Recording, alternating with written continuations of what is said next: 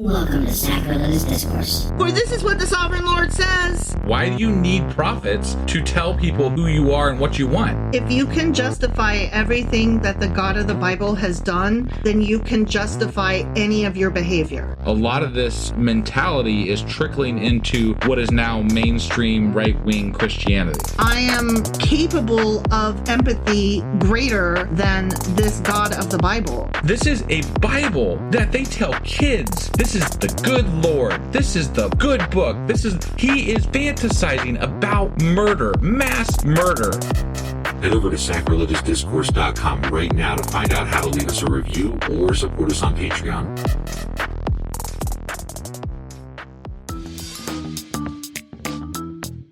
Hey there, sinners and saints. It's your favorite Bible-bashing duo from Sacrilegious Discourse, and we need your help. That's right, folks. We're raising funds for some heavenly equipment and a studio that doesn't sound like it's in the depths of hell. Our current setup, let's just say it's more apocalypse than audiophile. So if you want to hear us dissect the Bible without the background noise of demonic squirrels, chip in a few bucks. We're aiming for $5,000 to upgrade our audio and build a studio worthy of blasphemous banter. Donate today and help us spread the good word of atheism. You can find a link right on our homepage, sacrilegiousdiscourse.com. Every dollar counts. Even if it's from your collection plate.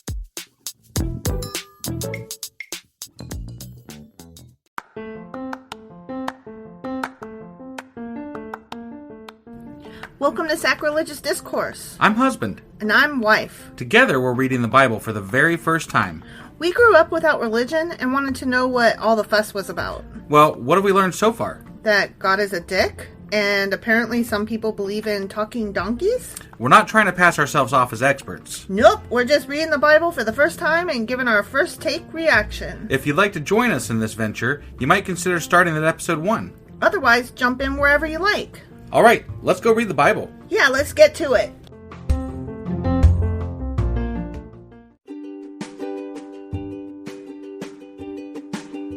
Hey wife, did you know that Anchor is sponsoring our show? Really? Don't we use Anchor to distribute our podcast on Spotify and Apple Podcasts? Yeah, and we are on just about every other platform available as well, thanks to them.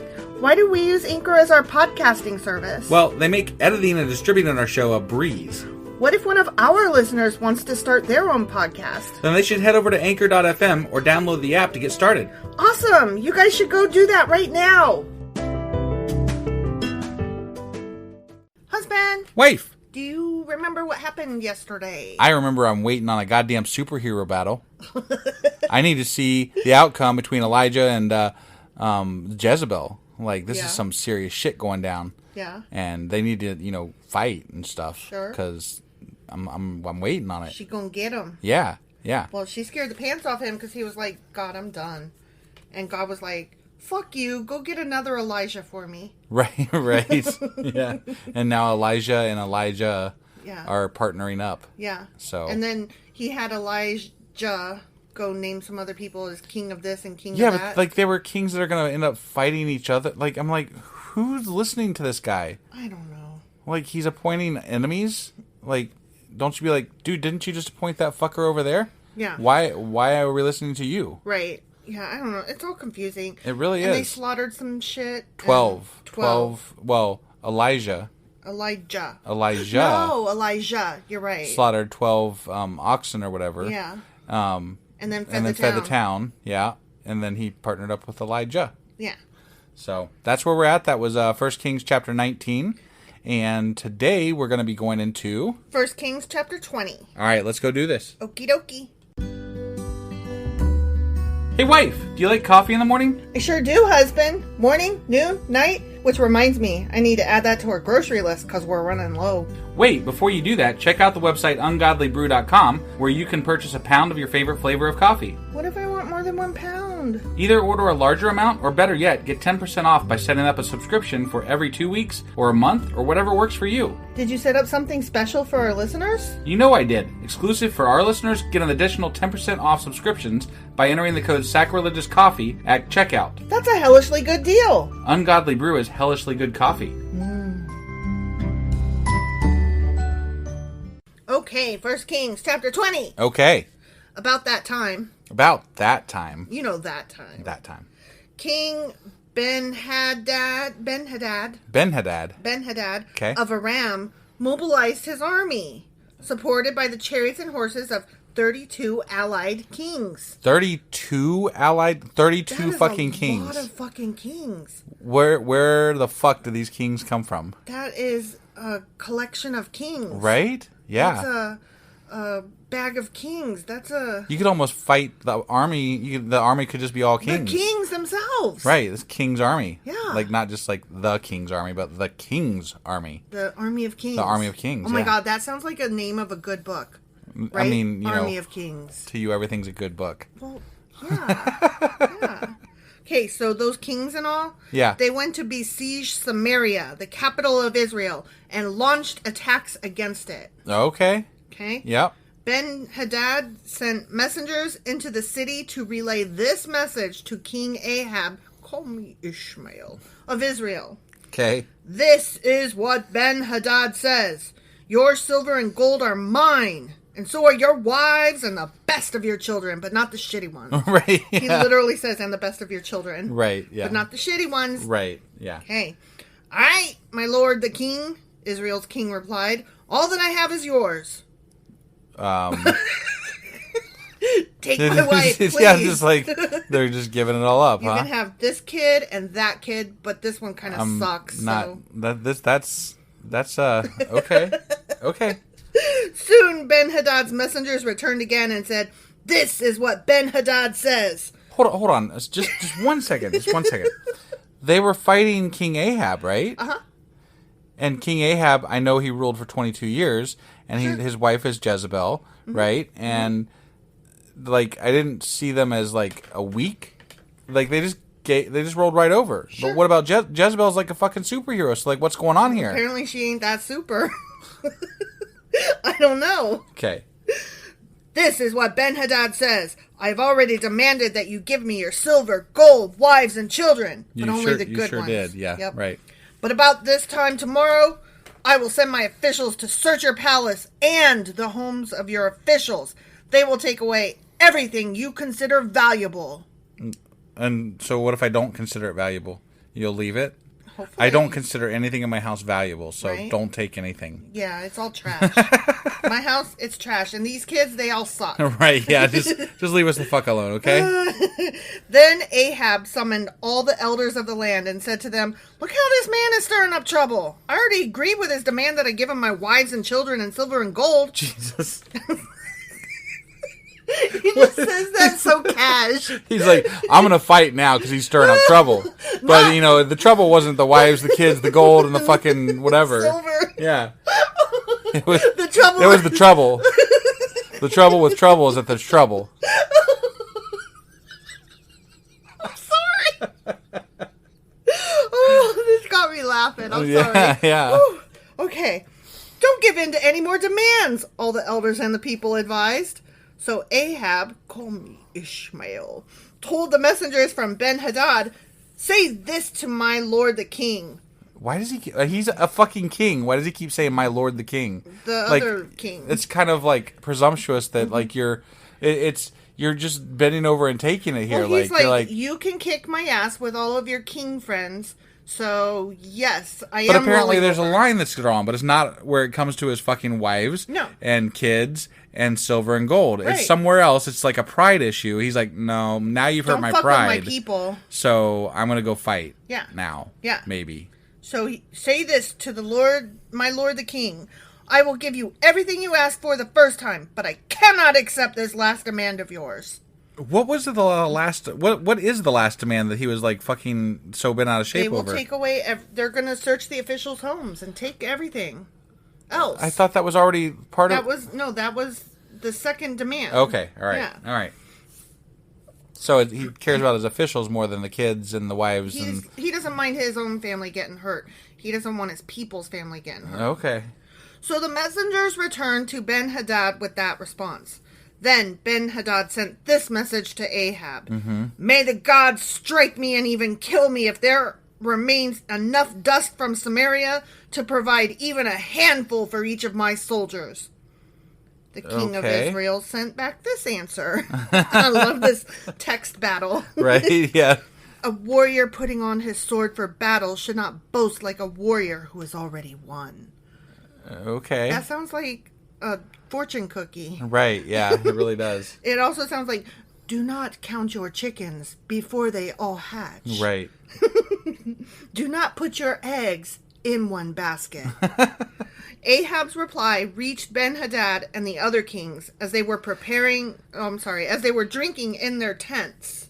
So they drink in. Apparently, yeah. Prepare to attack! Ben-Hadad commanded his officers. As they're drinking. I'm so angry that he said, no, we can't attack him. Yeah. Bruh! Right. He should have said, yes, we can attack him and take his shit. So they prepared to attack the city. Then a certain prophet... A certain prophet? A certain prophet. That's what it says. There's like only one prophet. 2 prophets left now, I guess. Maybe Elijah and Elijah. Right. So And maybe Jezebel. Maybe who knows? Yeah. Yeah. So then a certain prophet came to see King Ahab of Israel and told him, this is what the Lord says. Okay. So now God The talking. Lord's talking. Okay.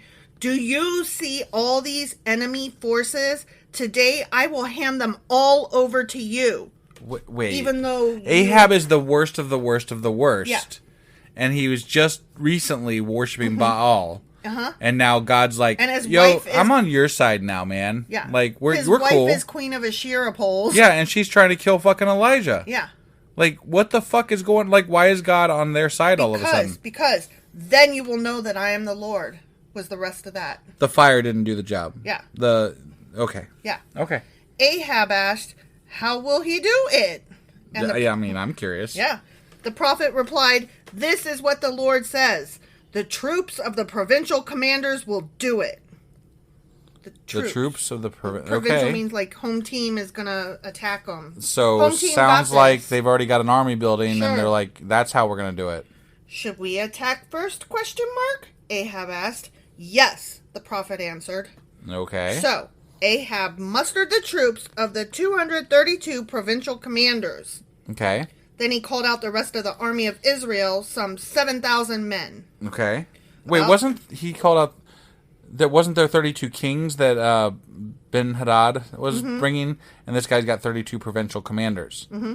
So Ahab's got 32, and the king's got 32 kings. Yeah. There's 32 and 32. Mm-hmm. Okay. So they'll all kill each That's other. nice evenly... I love it when they're evenly right, matched. Right.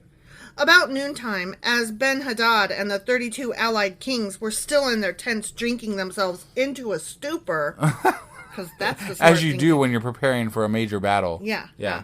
The troops of the provincial commanders marched out of the city as the first contingent. Okay. As they approached, Ben-Hadad's scouts reported to him, hey, some troops are coming from Samaria. Mm-hmm. Take them alive, Ben-Hadad commanded, whether they have come for peace or for war. Okay. Well, I mean, it helped if you guys weren't fucking drunk. Right. Yeah. Well, it's just the kings and leaders that are drunk, not the Just soldiers. the most important people. Yeah, That's all. Just the guys in charge. Right. That sounds about right. Yeah. Isn't that how it is today still? I mean, yeah. Guys in charge are always stupid dunderheads. Right. But Ahab's provincial commanders and the entire army had now come out to fight. Okay. Each Israelite soldier killed his Aramaean opponent. Okay. And suddenly, the entire Aramaean army panicked and fled. Oh, no. He said that so... The Israelites chased them, but King Ben-Hadad and a few of his charioteers escaped on horses. However, the king of Israel destroyed the other horses and chariots and slaughtered the Aramaeans. All right. Yay. Yay, Go home war. team, right? I don't even know... Who are we supposed to be cheering for here? I don't know. all Somebody suck. was going to slaughter somebody. They So, all suck. whatever. I Yeah, hate I know. them all. This is what I'm not getting. These people are all fucking terrible according to the Bible. Yeah. And we're supposed to care about one of them winning over another one? Right. I don't understand why. I don't either. You just told me that Ahab, who is now winning per God, is like the worst fucking person to ever grace the God's, green earth or whatever. Yeah. I'm like, why do we give a fuck if this guy's hearing from God and Dead, doing alive, God's what? bidding or whatever? Yeah. Yeah, stupid. It's really dumb. Afterward, the prophet said to King Ahab, get ready for another attack. Begin making plans now, for the king of Aram will come back next spring. Next spring. Next spring. Right. They gotta gather their forces and gotta figure some shit out. Sharpen their sticks. Right, yeah. After their defeat, Ben-Hadad's officers said to him, "The Israelite gods are gods of the hills. That is why they won. But we can beat them easily on the plains. Only this time, replace the kings with field commanders." Yeah, that would probably be smart. Yeah, because the kings just tend to get drunk, apparently. Yeah. "Recruit another army like the one you lost. Give us the same number of horses, chariots, and men, and we will fight against them on the plains. There's no doubt that we will beat them." Why would you go out to the plains? Like, why would you go somewhere to fight them if they... if you're better at fighting than the hills, why wouldn't you just stay in the hills? That's what you... Well, no. These guys, they're like, only lost. No, I'm saying, like, if you're... Like, why... If you are King Ahab and his people who won the last time... Go there. Why would you go out to fight them? Why wouldn't you just be like, no, you guys come to us? Yeah. You want this... You want our shit. Right. Come and get it, bitches. Right, yeah. Yeah. So King Ben-Hadad did as they suggested. The following spring, he called up the Aramean army and marched out against Israel, but this time at Aphek. Okay. So they're attacking one of King Ahab's towns. Okay. On the plains. I got it. Okay, this makes better sense now. Israel then mustered its army, set up supply lines, and marched out for battle. But the Israelite army looked like two little flocks of goats in comparison to the vast Aramean forces that filled the countryside! ! Yeah. Then the man of God, that certain one. Yeah, that one, the certain one. Certain one, mm-hmm. Yeah.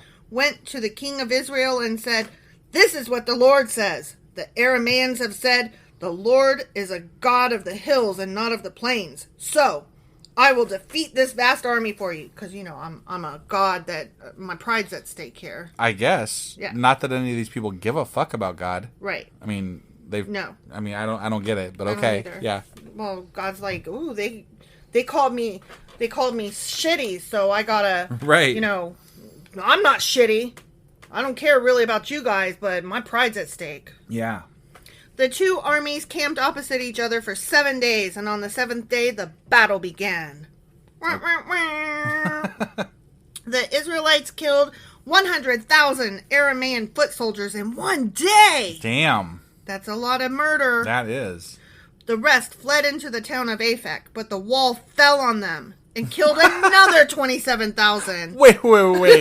A fucking wall killed 27,000 people? That is some fucking wall. Right? Like, I'm thinking, like... Was there an earthquake? That's crazy. When you say a wall, do you mean like the entire wall around a huge, gigantic city? But even so, 27,000 people died because a wall fell? I don't believe you. That's insane. I don't believe you. Right. Yeah, I don't believe you either. I don't believe you. You're a liar. Right. That did not happen. Did not happen. Ben-Hadad fled into the town and hid in a secret room. That's where I would hide too. Yeah, that secret room. Mm-hmm. Mm-hmm. Ben-Hadad's officers said to him, "Sir, we have heard that the kings of Israel are merciful. So let's humble ourselves by wearing burlap around our waists and putting ropes on our heads and surrender to the king of Israel. Then perhaps he will let you live." I'm curious about this ropes on the head thing. That's so arbitrary. I've heard the burlap somewhere before, but I don't remember exactly what it meant. Sack of potatoes. The ropes on the head thing is new. Sack of potatoes. I'm just curious. When I hear burlap, I think sack of potatoes. Right. That's all I got. Yeah. They're going to wear a sack of potatoes. Yeah. So they put on burlap and ropes, and they went to the king of Israel and begged, "Your servant Ben-Hadad says, please let me live." The king of Israel responded, "Is he still alive? He's my brother. We're besties. Okay. We're besties. Hug it out, bros." I guess. Yeah. The men took this as a good sign. Uh-oh. It's apparently not. I think it's a trick. Right. Based on the phrasing. Yeah, right. And quickly picked up on his words. "Yes," they said, "your brother Ben-Hadad. Go get him," the king of Israel told them. "Come on, we're going to dance together. We're going to do a burly party. Yeah. It'll be great." Mm-hmm. And when Ben-Hadad arrived, Ahab invited him up into his chariot. Okay. Waiting for the other... Yeah. He's going to betray him, I'm sure. It seems that way. Ben-Hadad told him, "I will give back the towns my father took from your father, and you may establish places of trade in Damascus as my father did in Samaria." Maybe not. Then Ahab said, "I will release you under these conditions." Whoa. Okay. So they made a new treaty, and Ben-Hadad was set free. Interesting. I honestly thought he was like... Right. Yeah, no, I thought Lying. something bad was going to happen. This is weird. We're besties now. Apparently. He's my brother. Yeah. For realsies. Even though he went to war with them twice. And you guys killed a lot of people of each other. A fuck ton of people. Meanwhile, the Lord instructed one of the group of prophets to say to another man, "Hit me!" But the man refused to hit the prophet. What? I'm just reading what it Okay, says. all right. Yeah. Then the prophet told him, "Because you have not obeyed the voice of the Lord, a lion will kill you as soon as you leave me." Why is it always a with the fucking lions? lion? Leave the lions alone, Right? God. There's a lot of lions out there killing people that, don't listen to God. Right? And when he had gone, a lion did attack and kill him. Okay. Then the prophet turned to another man and said, "Hit me." Why? So he struck the prophet and wounded him. I mean, I would do the same, I guess. If somebody said, "Hit me," you would hit him? I wouldn't. If I just saw the last guy get eaten by a lion and he said, that's what happens when you don't hit me. We don't know that anybody saw what happened. I'm just saying. Dude got eaten by a lion. The prophet placed a bandage over his eyes to disguise himself and then waited beside the road for the king. What? As the king passed by, the prophet called out to him, "Sir, I was in the thick of battle and suddenly a man brought me a prisoner. He said, 'Guard this man. If for any reason he gets away, you will either die or pay a fine of 75 pounds of silver.' But while I was busy doing something else, the prisoner disappeared." So wait. The prophet is lying. Yeah. Okay. "Well, it's your own fault," the king replied. "You have brought the judgment on yourself." Then the prophet quickly pulled the bandage from his eyes, and the king of Israel recognized him as one of the prophets. The prophet said to him, "This is what the Lord says. Because you have spared the man I said must be destroyed, now you must die in his place, and your God. people will die instead of his people." So God went through all this to have... This is Ahab or Hadad or This Ben is Hadad? Ahab. Okay. So we went through all this and let Ahab win through God's word and God's help and everything, just to have him get tricked into dying? Well, I don't really understand what's happening here because he's saying you were supposed to kill them and you didn't, so now I'm murdering you instead because I don't want peace in the land. That's confusing. Right? So the king of Israel went home to Samaria angry and sullen. The Yeah. end. He went home. I would be angry and sullen too. I'm a little confused here. I don't understand what just happened. I don't either. And why is God doing trickery? And why is a prophet going God's to hit always me? God's always doing trickery though. Yeah, Like he's always trying to like test people on these stupid ass tests that don't make any goddamn sense. Right. And it's to the point where if you were a king in these times, like you would have to be careful as to what you say just so you don't piss off God apparently. Like, you're always going to guess wrong. Right. It's like the game that we play. Yeah, right. At the end of our books now. Yeah. You always lose. Right. You're always wrong. I don't get it. Yeah. But whatever. All right. So some prophet unnamed is telling Ahab that he's got to die. Yeah. In place of this other person that he was supposed to kill. Yeah. And because apparently murder is now, good. Right, I guess. And then Ahab and Ben Hadad are now friends and stuff. Maybe. And God doesn't like it that they're friends. Yeah. And so. But he's the one that set this whole fucking battle up. Right. I'm really kind of baffled as to what's going on here. And Elijah and Elijah are nowhere to be seen in this entire chapter, unless he was the quote unquote certain prophet. Yeah, but he would know who Elijah is. Mm-hmm. So I don't buy it. I don't either. I don't understand. I don't know what to think here. I don't understand. Whatever. The whole thing is stupid. It really that was It was worthless. I didn't like that chapter. No. But it is what it is. I mean, yay for story. It's not measurements. Sure. Yay. Right. But the story still sucks. That story sucked. Yeah. All right. Well, that was 1 Kings chapter 20. It was. And we'll be back tomorrow on Friday for first... No, wait, today is Friday. Shit. What is wrong with you? Oh, tired. Work too much. It's true. That it's true. stuff. So I guess we'll be back tomorrow with a Q&A. Mm-hmm. And on Sunday, we'll have our sacrilegious book club as well as our weekly replay. And then next week, we're actually going to end up finishing up First Kings. We will, because there's only 2 more chapters left, y'all. Yeah. So we've got that to look forward to. And our bonus wrap-ups. And our bonus wrap-ups. And in the meantime, we will see you guys tomorrow for the Q&A. Yeah.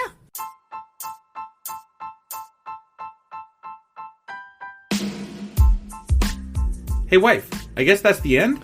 But husband, that's just sad. It doesn't have to be. We are on lots of social media platforms like Twitter. Our handle there is sacrilegious_D. For D's nuts. Oh my God.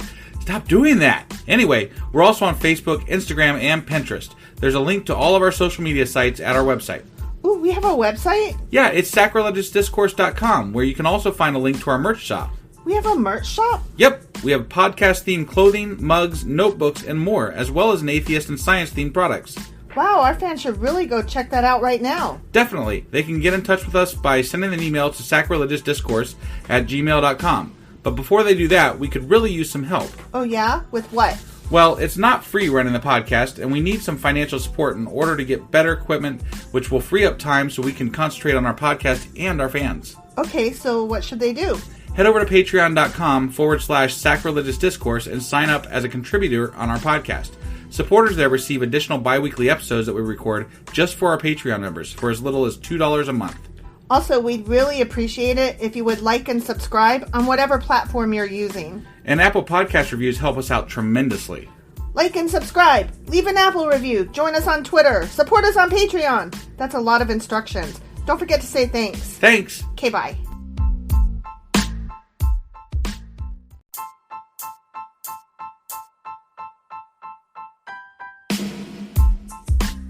Hey, wife, I guess that's the end?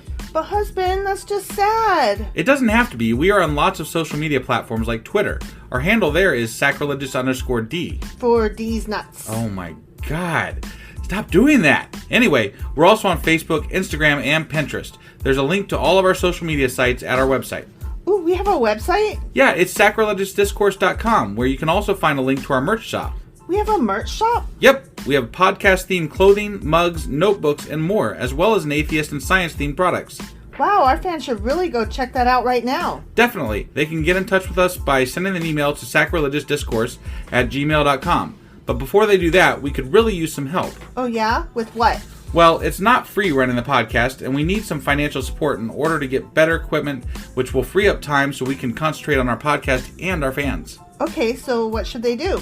Head over to patreon.com/sacrilegiousdiscourse and sign up as a contributor on our podcast.